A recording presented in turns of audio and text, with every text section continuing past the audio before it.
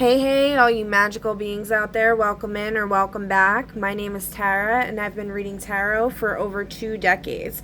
My intentions are to shed light on the unknown and provide confirmation for what is already known.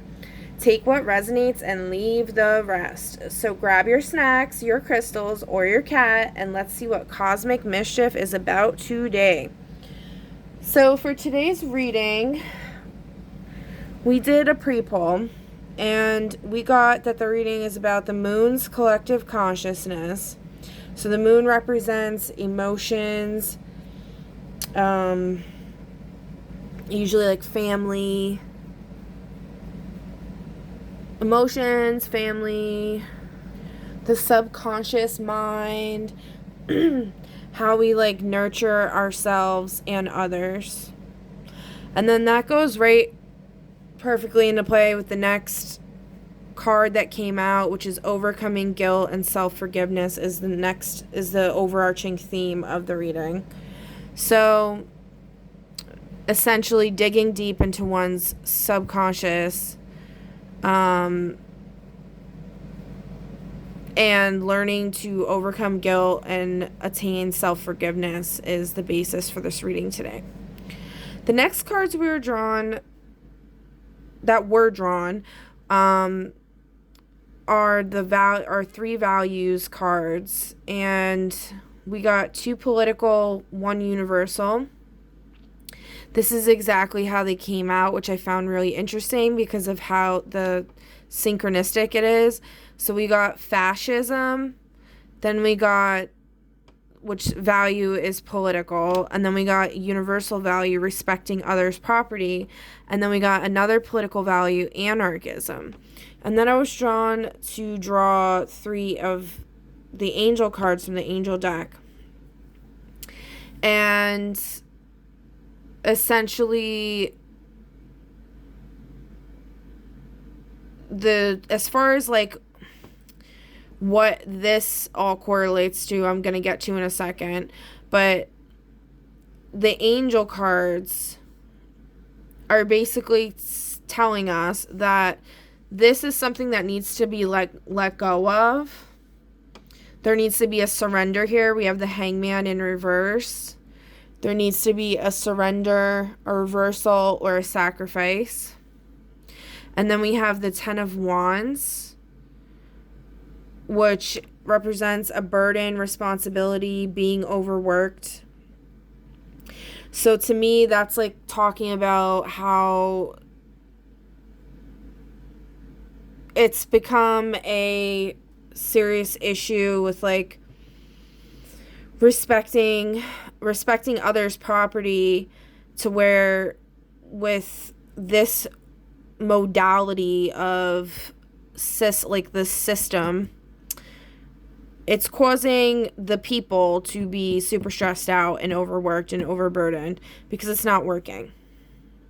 And then we have anarchism, and we got the 9 of Cups, which speaks of contentment, satisfaction, emotional fulfillment, and back to the emotions. So essentially what the anarchism is going to represent in this reading, once I dive into that in a moment, is going to be the key here for the moon's collective consciousness to achieve that emotional fulfillment and overcome the guilt and the self-forgiveness by aligning with that type of modality versus the fascist.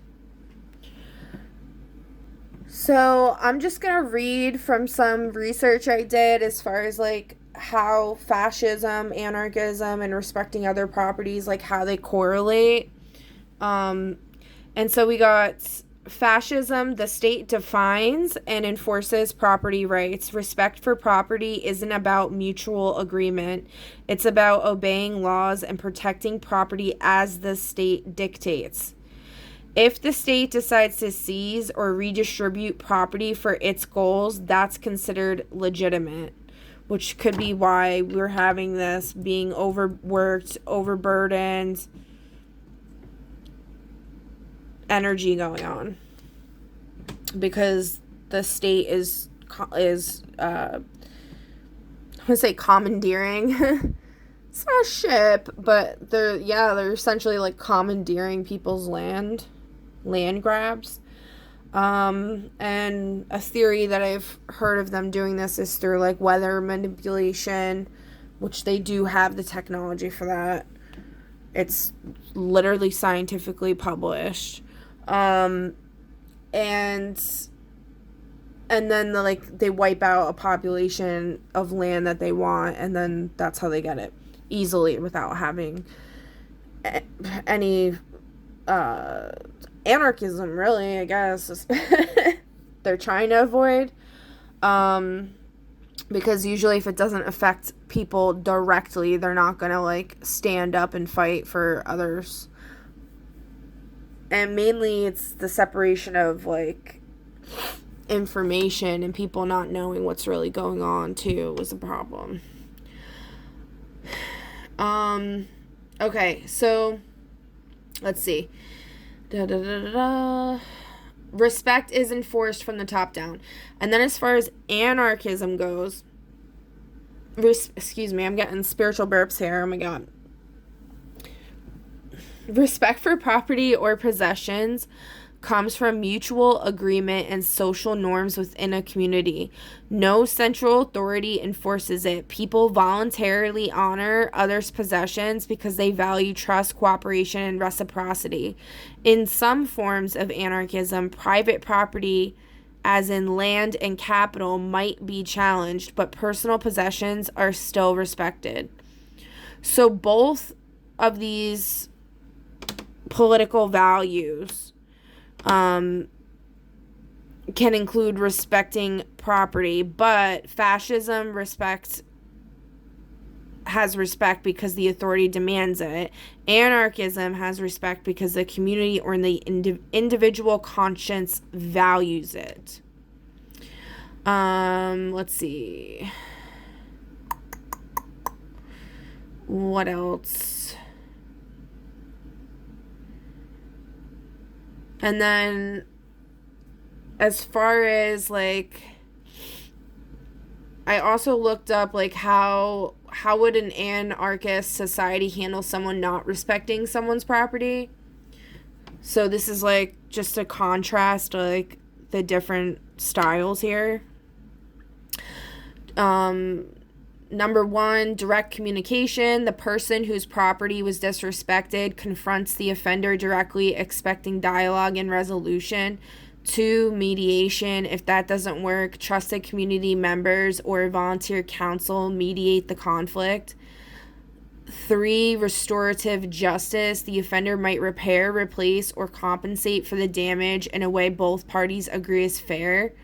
4, social pressure. If someone repeatedly violates trust, the community can apply nonviolent pressure, public calling out, exclusion from group activities, or refusal to trade/work with them. I really like that one. I feel like that is super effective, and I've seen it work in like tribes and stuff, and I think that is like a great method.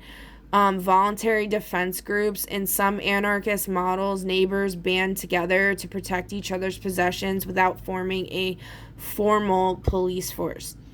And then the key difference from fascism is instead of punishment being an order from above, it's a socially negotiated consequence based on shared values.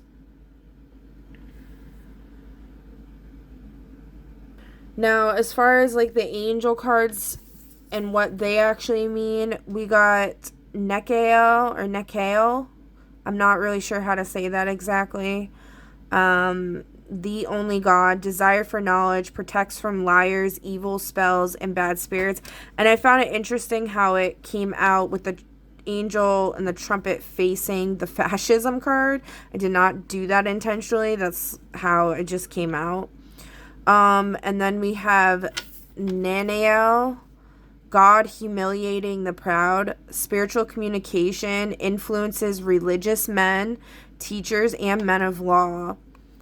So I find that to be super pertinent to this whole scenario as well, because it's talking about influencing these people that are in power, that are enforcing these fascist regimes.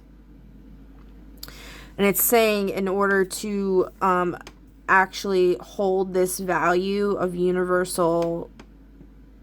universal value of respecting others' property, this is something that is supporting that energy. And then for under anarchism, we got Habuhia. Can't say that properly either. God, the kindest giver. We got healing, preserves health, and cures diseases. So to me, that's basically saying that, like, this is a healing modality, a value to hold. And this is the angel that's supporting this modality of political value. Okay, so next we were drawn to use the tea leaf reading deck. Now this is like supposed to be a kind of like how-to guide on how to read tea leaves, but I do use it for divination as far as like tarot card readings or divination card readings. And essentially we just look at the symbols that are on the cards and try to correlate them to the rest of the reading and kind of like see what's going on. So the first card, we were drawn to draw 8 cards. The first card is symbol meanings beginning with G. So somebody here that's watching this reading might have a name that starts with G, something G significant to them. We also have overcoming guilt, which starts with a G. So that's what I was thinking with this card, because it's talking about the gallows. If they're clear and distinct, this is an evil omen. If indistinct, the reverse is the case, with possible clearing up of troubles predicted. So with the gallows, and then we got the goat, success in any venture is predicted. The goat makes me think of Capricorn energy. So the workplace, somebody in power could be feeling super guilty about their fascist policies and considering pew-pewing themselves, or doing this to themselves. I'm not gonna say that loud. I gotta try to be a little more PG, I guess, up in here. I mean, I guess I don't really have to. I've seen plenty of tarot readers like say whatever, but like I don't know. I'm just starting out, guys, so like I'm trying to be like a little cautious. Okay. So I think that's saying that like the amount of guilt that's involved in the situation is very severe. And then the fact it says success in any venture is predicted. So, like, them doing that is predicted to be successful if they do try to do that. Yeah. Next, we got abstract symbols, circle, this. Oh, first I want to say, though, like, I am not encouraging that on any level remotely. We're talking about overcoming guilt and self-forgiveness here. So we do not want this to be an outcome for anybody. At the end of the day, all that does is lower the vibration of our collective consciousness, and it does not help at all. And it just puts souls into recycling, and they have to just keep going through the same thing over and over and over again, just in different ways. And it's really not benefiting anyone for somebody to not attain soul evolution. Okay? So, and I mean, obviously, like, it would have such a profound effect if somebody in power that is currently under this political value system of fascism decided to change their ways. So next we have abstract symbols, circle.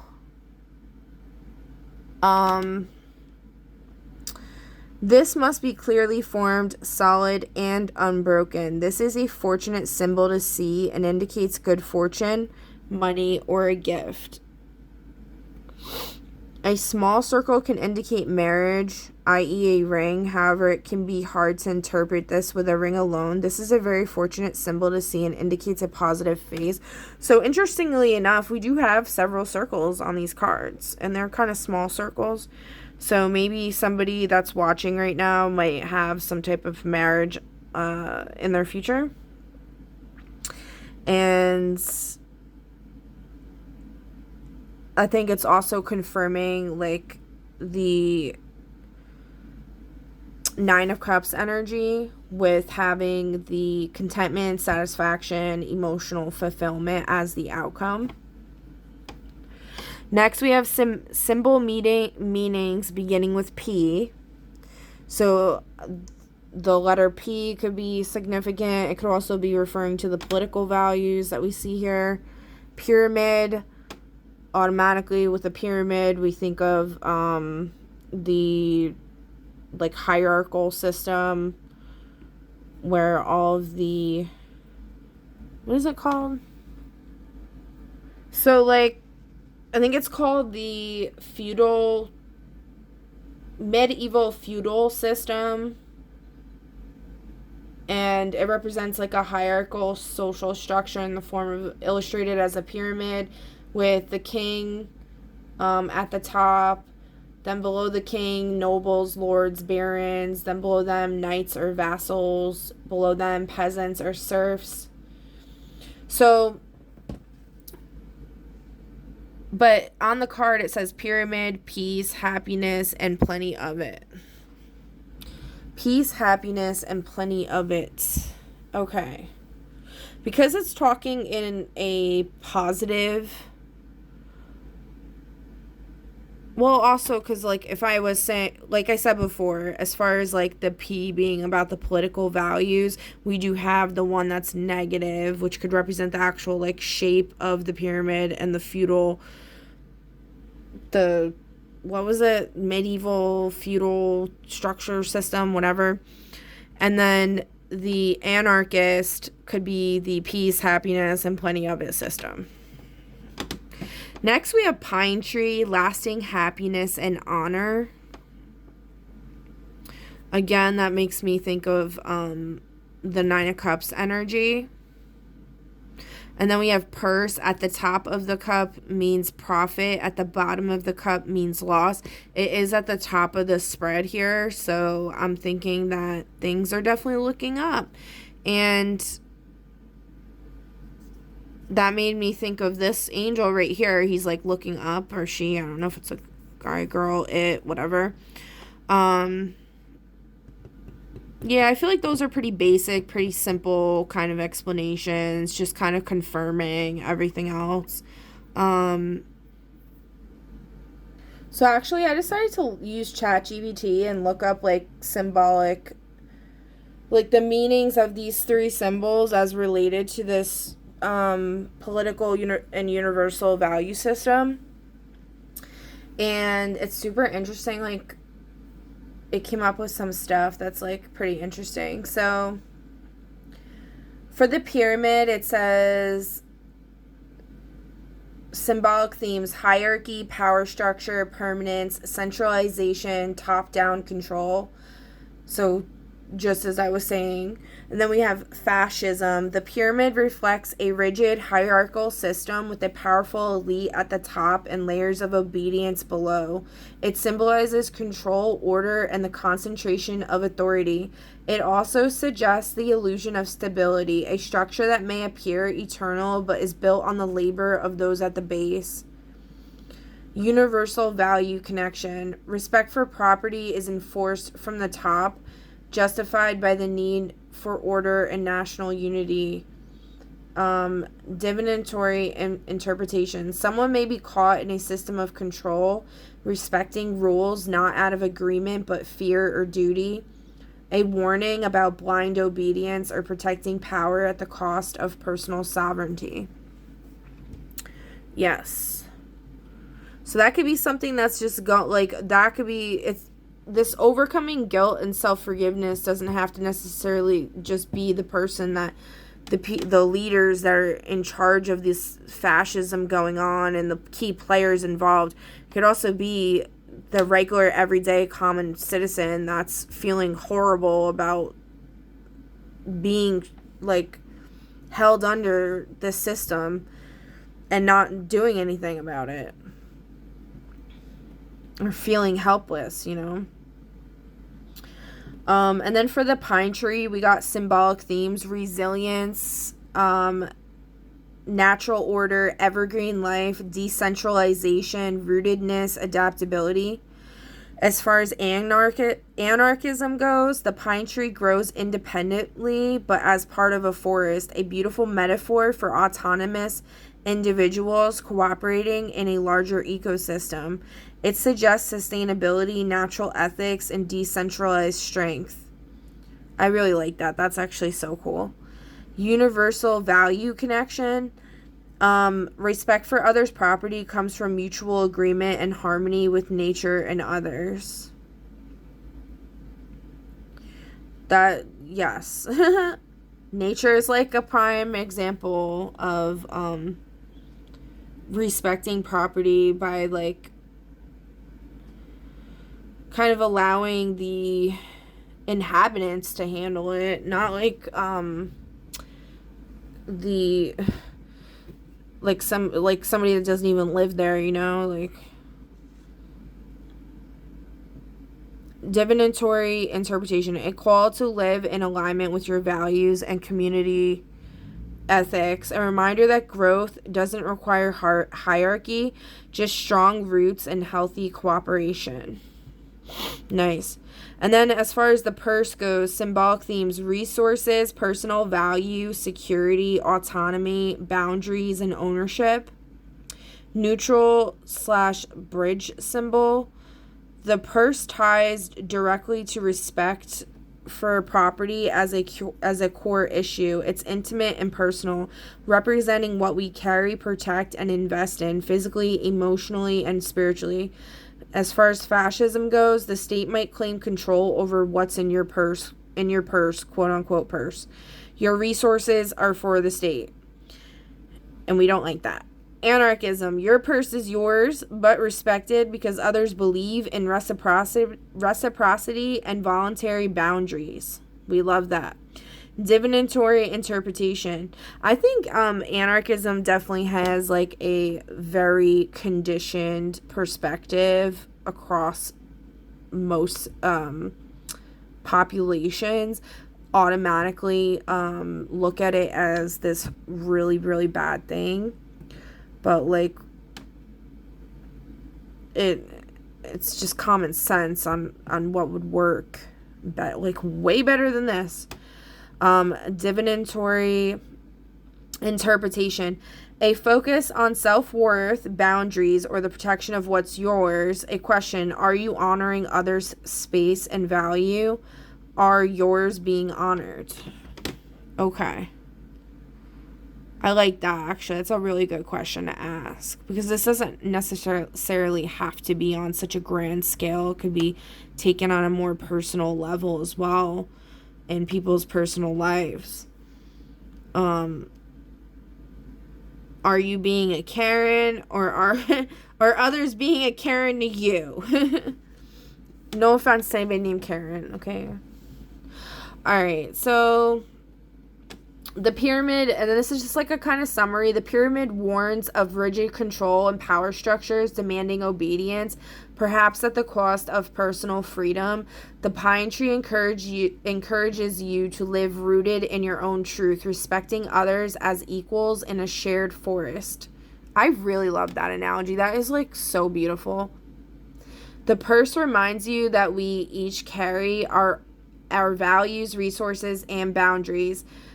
I read that wrong. The purse reminds you that what we each carry, our values, resources, and boundaries, deserves protection and mutual respect. Ask yourself, where are you being ruled? Where are you growing freely? And what are you guarding that must be honored by others and by yourself? That, I really love that. That's perfect. Good job, ChatGPT. Good job. All right. Next, we have abstract symbols. The small tea leaves often form lines in the teacup. A line indicates a journey. A long line would indicate a long journey. A wavy or broken line means delayed journeys, and straight lines mean quick journeys.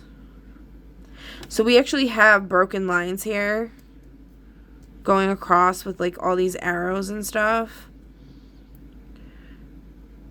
So I'm guessing it's gonna say delayed journeys.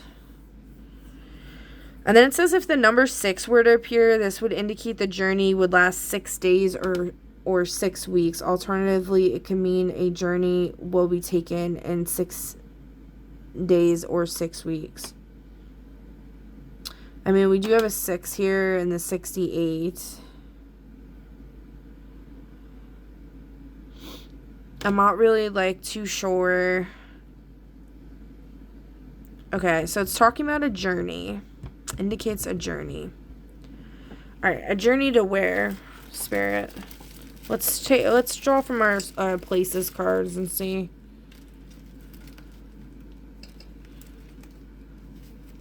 Or actually, hold on. I actually pulled from my hermeneutics deck. If you know, you know what hermeneutics is. And I got literal interpretation, so like a literal journey, like a physical journey is like what I was asking about. Like, is it physical or is it like a spiritual kind of thing, like a mental journey or something like that? So physically, where are we going, Spirit? I think these 2 cards want to come out. We got an alleyway. What do we got? Some Harry Potter-ish going on? And a temperate broadleaf and mixed forests. Okay. Huh. So, I mean, those 2 locations are of significance here for anybody watching that's resonating with this. It's just something to keep in mind to look out for. And then we're just going to draw some, like, events cards to see. This is my newest edition. Eventually, I'm going to take all these index card decks that I've made and actually make them into real decks. But we got to work our way up there. Alright. We got wedding. So that fits in with what I was saying about the circle with the marriage. Yeah. Confirmation. Somebody's got a wedding coming soon. Cool. We got a wedding. What? Any other events you want to talk about? 7 events? Oh my gosh. Okay. You know what? Because there's 8 cards here and 7 event, maybe an event for each card. Let's just draw them and see what ourselves. This is just stuff to look out for, guys. You know, see if it happens. See what's going on there. Astronomers discover an unexplained object approaching Earth. Cool, cool, cool. I just heard about, oh, wait, what was that? Yeah, something about, something called Atlas, which Atlas is like the sky god. And I talked about that in my Mother Earth reading. That was my last reading I did, or two readings ago. And Mother Earth wants to get laid. So maybe, oh my god, the sky god's coming to ask her to marry him. He's coming back. She's been lonely, man. Okay. Mass bird or fish die off. That's just something, I guess, to look out for. Oh.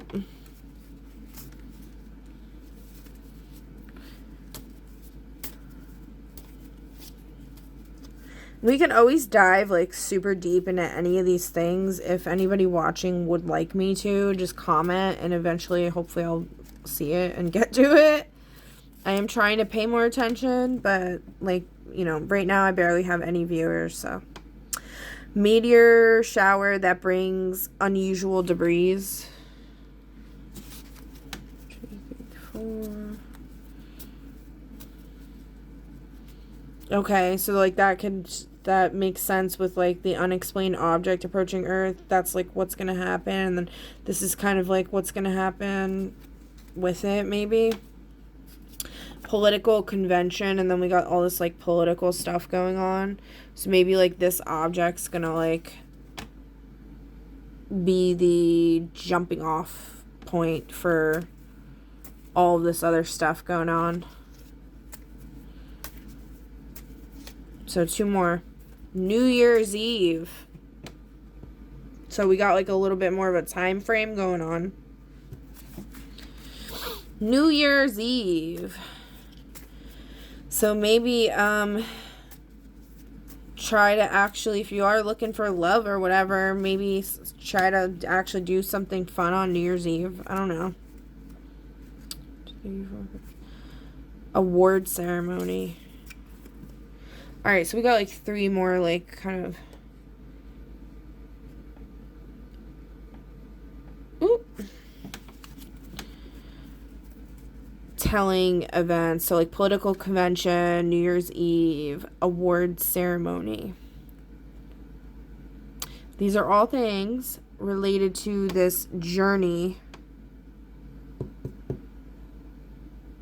taken in 6 days or 6 weeks. What's in 6 weeks? That's like 6 weeks would be September 19th, 2025.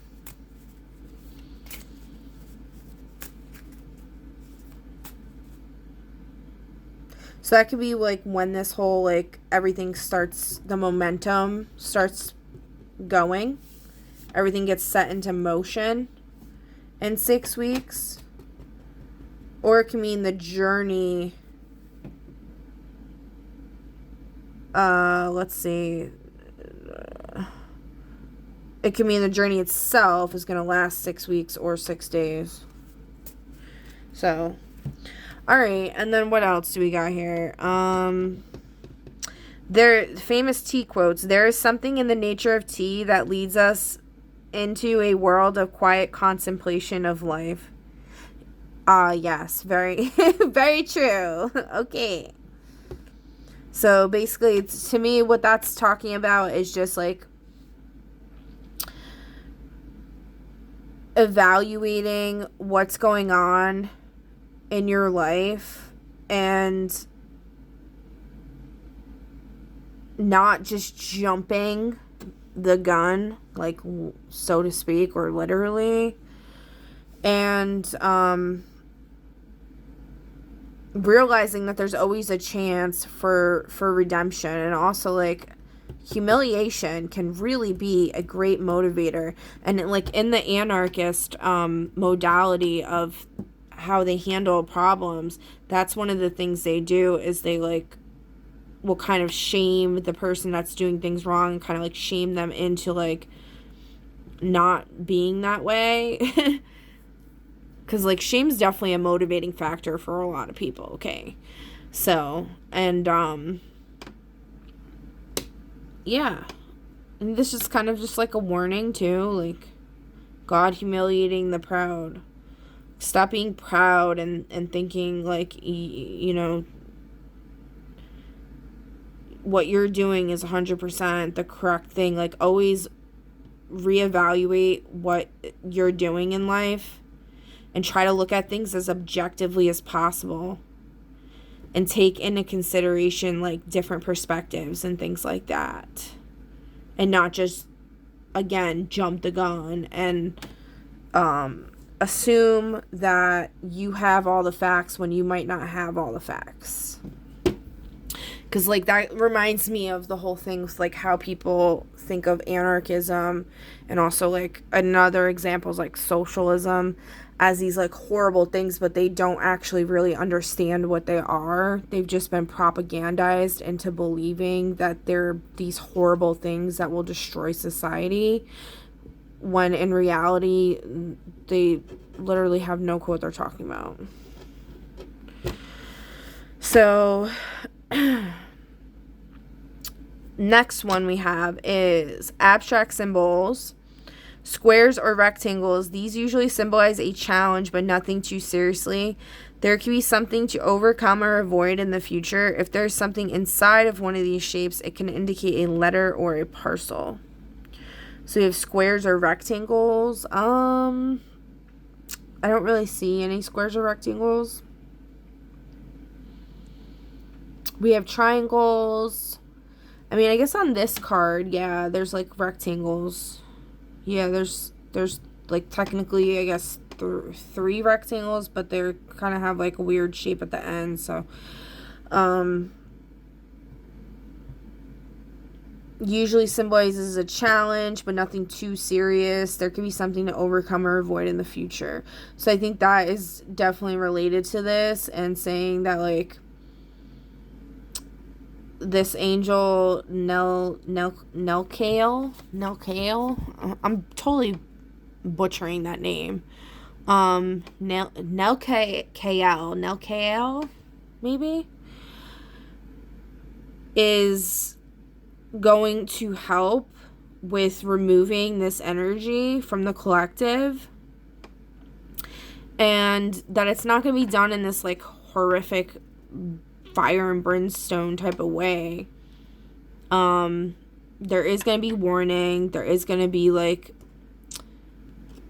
that shame factor that's going to kind of be threatened, I guess, is what I'm getting.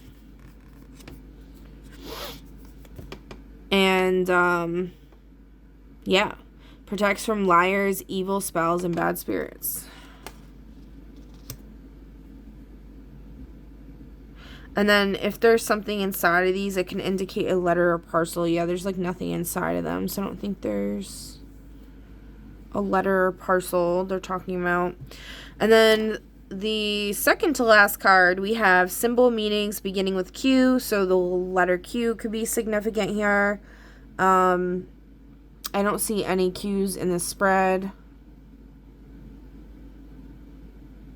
So, question mark. You have an important question to ask, or someone will be questioning something in your life. Nearby symbols will offer an indication of what is being questioned. Be patient and remain open-minded. So, nearby symbols, I guess, would be like it's the lines in the journey. Here, let's see some questions from our conversation deck. Let's see if that...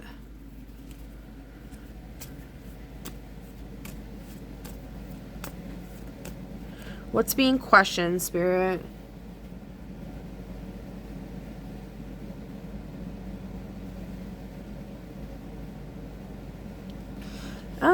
Okay. I mean, I can see how that kind of relates. So we got media literacy. What is your favorite show or game and why? Who created it? Why did they make it? Think of a commercial or advertisement. What did it sell? What kinds of people might buy it? What was used to attract your attention? Actually, I really love this because that correlates directly to what I was just talking about with like propaganda. And I think this is important to understand and recognize what we are susceptible to being influenced by as far as propaganda might go, and protecting ourselves against it by being aware, becoming aware of it. And then for the last card, we got another famous tea quote. Tea time is a chance to slow down, pull back, and appreciate our surroundings. I love that as well, because that reminds me of what was being said with the pine tree symbolism about being a part of a forest, but being an individual in the part of a forest. So being able to be a sovereign being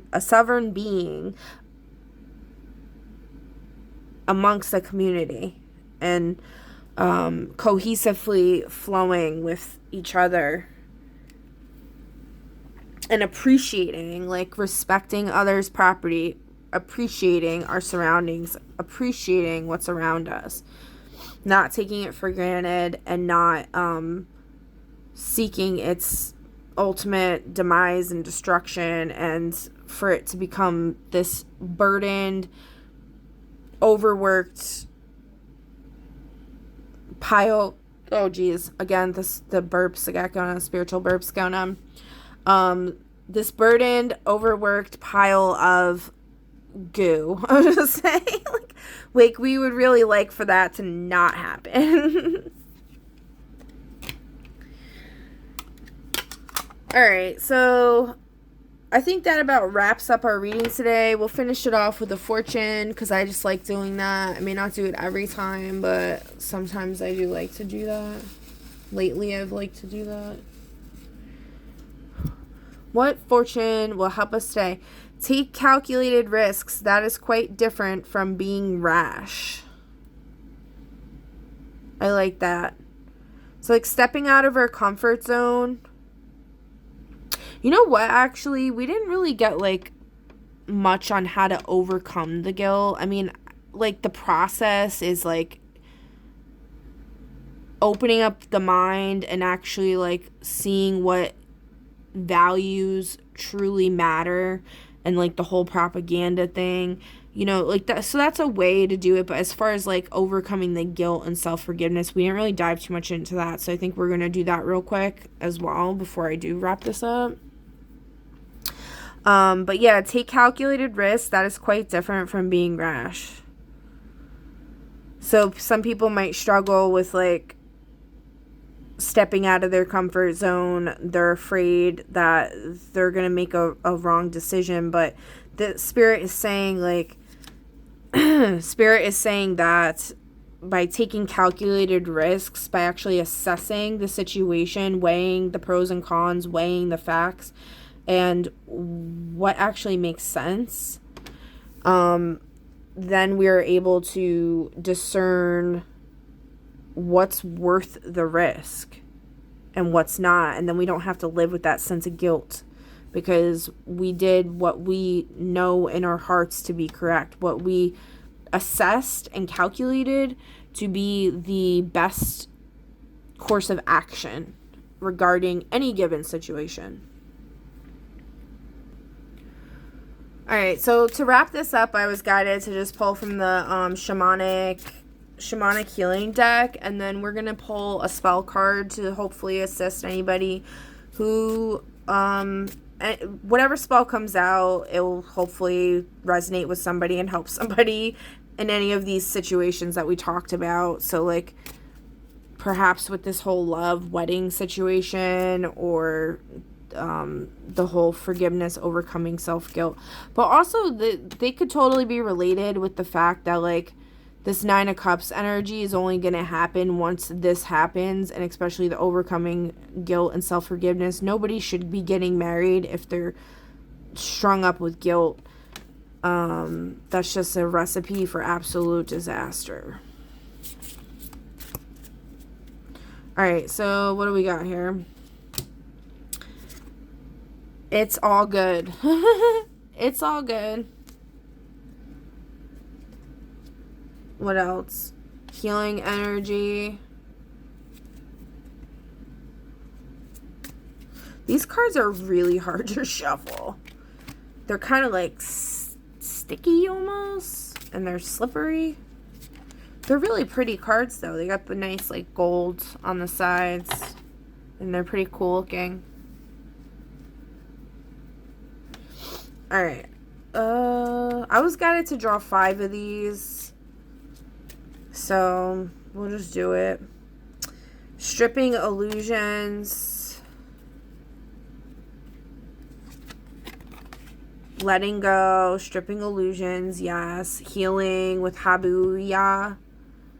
It's all good. Like, it's not going to be a big deal. What we were saying before, like the, what was it?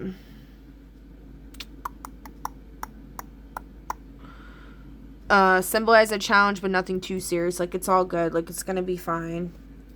I like that. I like that for us all. Stripping illusions would be like stripping away the propaganda, the conditioning.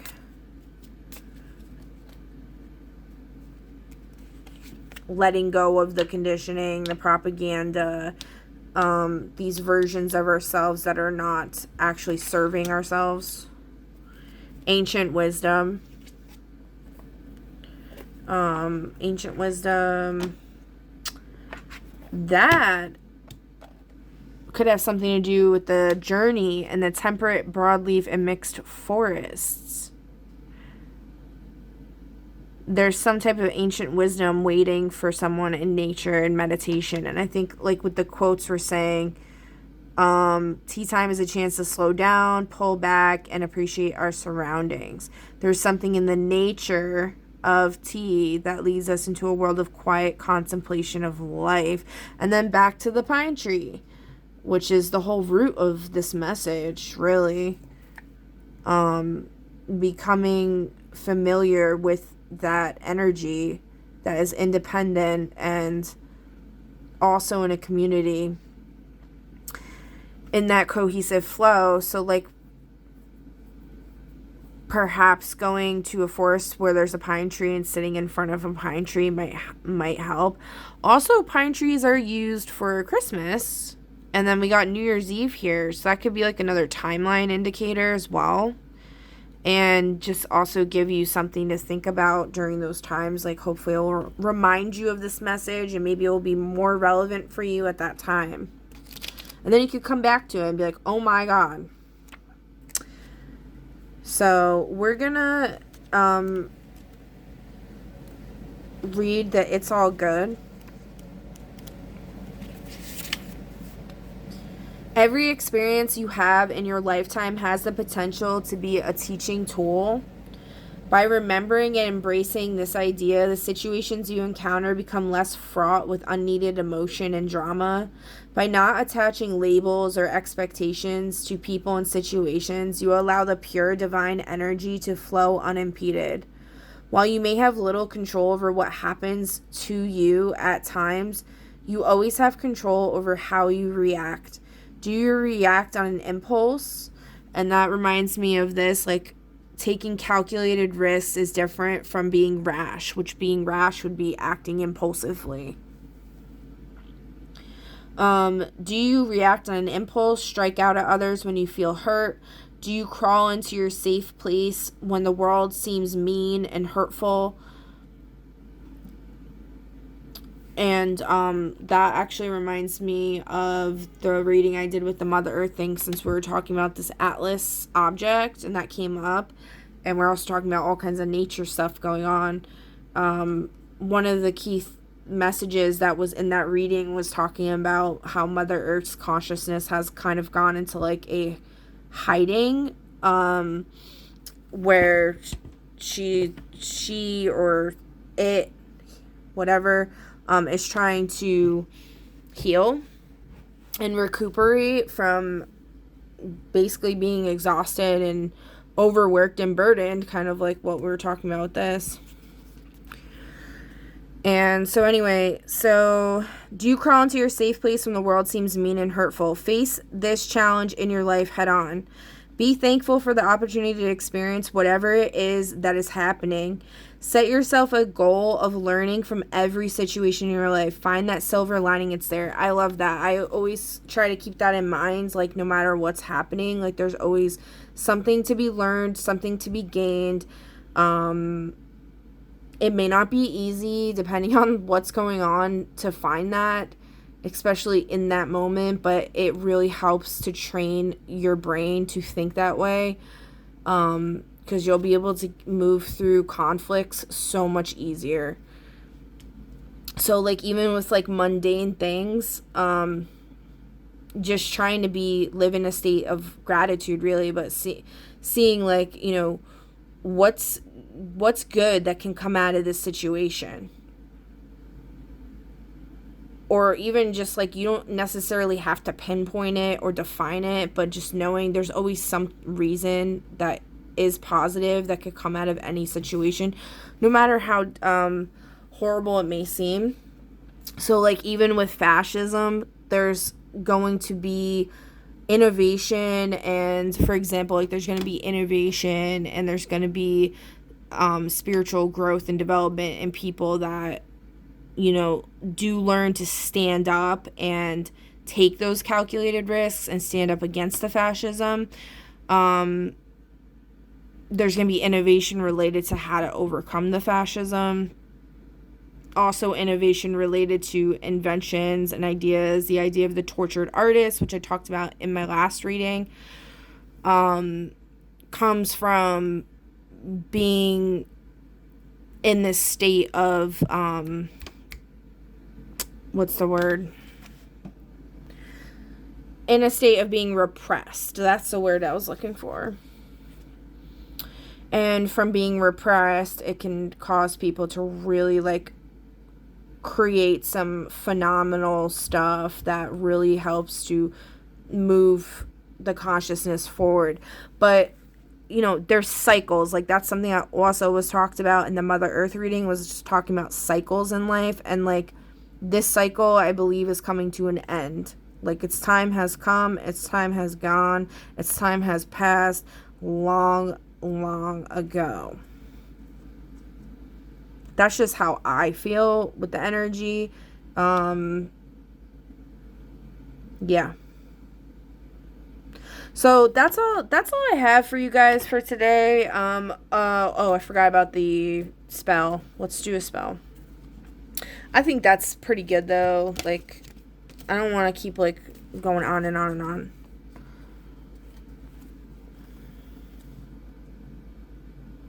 So we got rid your home of spiders/insects. I keep pulling this card. I think I need to like do this. I have like ants in my house, like little baby ants that have been like driving me nuts, but like I don't like killing spiders at all. So like that's not something I will ever really do unless it's like literally trying to murder me, I guess. You should never kill, there you go, you should never kill a spider intentionally as it is bad luck. Instead, you need a good spell like this one to gently rid your home of spiders and any insects by inviting them to leave. Materials: spider jasper stone, spray bottle, water, 5 drops of citronella oil, 5 drops of peppermint essential oil, 5 drops of tea tree essential oil. Tea tree oil is so good. Bug bites, MRSA, human bites, basically any type of bacteria on your skin. It helps so much. And oregano oil helps really too. Cobweb. Ooh, a cobweb. That's interesting. I don't even remember reading that because, like I said, I've pulled this before. But several lavender scented candles. While empowering your stone, visualize insects exiting your home through the doors and windows.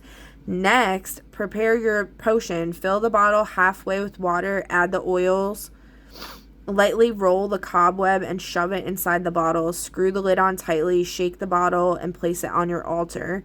Light one of the candles next to the bottle. Repeat the spell below 3 times. Specify the insect. Insect, receive me. Listen well. In my home you do not dwell. Find a place away from here. With love and light you must disappear. Yeah, say it like that too. So it helps. Play the more emotion, the better with spell work for sure. Place the stone on the floor near the home's main entrance. Spray all the baseboards and door frames with the magical water. You can also squirt it under the beds. Continue to burn the candles in the evenings for at least a week. The little darling should hopefully move out.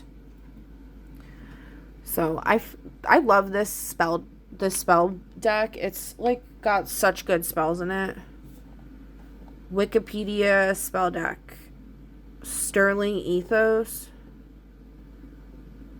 Highly recommend. 10 out of 10. Yeah, maybe I really need to do that too, I guess.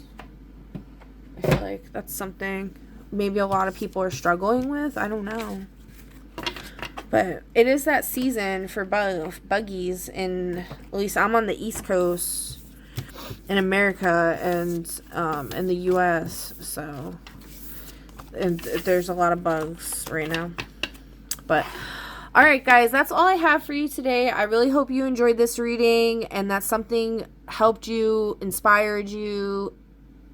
Anything like that would be fantastic. If it didn't, if you want to leave any comments below, recommendations, questions that you still have that you'd like answered, feel free to engage. I would greatly appreciate it. Much love and light to you all. But don't forget, like, you know, love and light is great, but we also need to do our shadow work, and the darkness, beautiful stuff grows in the dark as well. Okay? Doesn't mean go be like evil or something, but anyway. All right. Have a good one, guys. Peace.